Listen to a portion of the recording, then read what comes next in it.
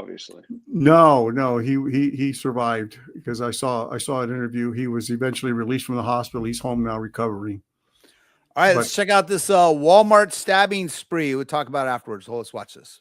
To throw her to the ground, then chase another customer. Authorities say it was just the start of last month's stabbing spree at a Michigan Walmart. The 360-degree video paused and rotated by authorities in Traverse City. The next target, this man in blue. The suspect, identified as 42-year-old Bradford Gilley, then appears to jab his right hand at that man in the jacket, who goes flying. Moments later, you see Gilley run left into the pharmacy before appearing to stab someone in frozen foods. This man attacked by a display of cherries. In an exclusive interview with NBC News, victim Aaron Bedeau says he was shopping with his wife and 4 kids when he was attacked. I thought I was being punched.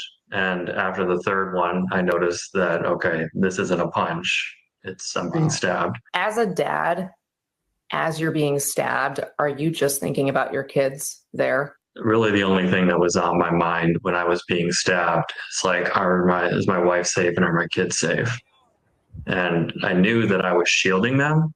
Gilley, moments later, seen running to the parking lot, attacking this woman from behind. Cell phone video later captured a crowd corralling Gilley until authorities came. Investigators say all 11 victims survived. Gilley's pleaded not guilty to assault and terrorism charges. Court records show he has a history of mental health issues. Tonight, investigators releasing these photos showing blood in the pharmacy produce section near a display of Oreos. The chilling aftermath of a terrifying attack. Maggie Vespa, NBC News. We thank you for. I don't mean to laugh, but I mean this reporter laughing near the display of Oreos, and the blood is in it, and attack next to the cherry display. I did I thought about that as. But you got to. But I didn't laugh like you. You got to give it to the bystanders in both this case and the previous case. The bystanders formed up and detained the suspect until the police arrived. Did that one guy? There was a guy there. Did he have a gun on the guy?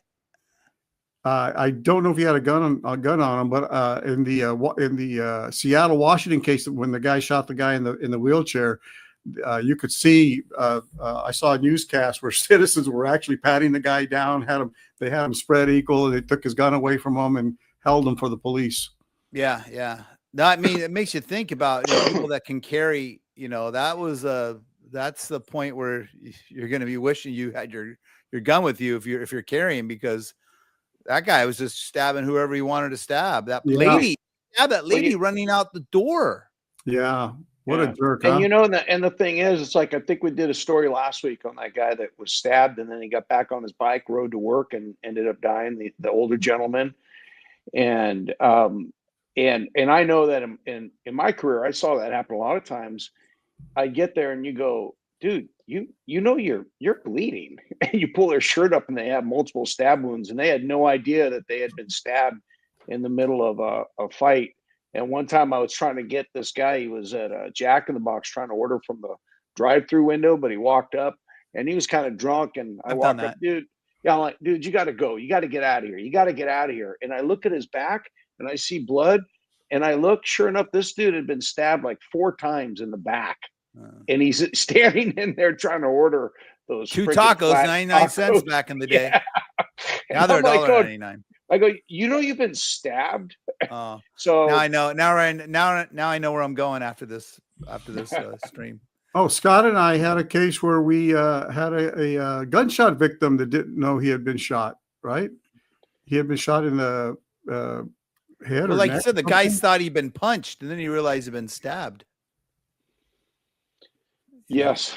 Yeah. So that your adrenaline's going too. You don't know what's going on. Then, he's obviously got issues. Next time I go to Walmart, man, I may think twice if I go in unarmed or not. Yeah, well, that's always like that when you go in Walmart. It's always don't say that. Walmart's got a lot of lawyers. or the DMV. You're gonna see people there wearing their pajamas, going through the aisles. It's just like the DMV. DMV, yeah. Remember the post office back in the day? Yeah. All the post office was a dangerous place to go. You don't hear about this anymore.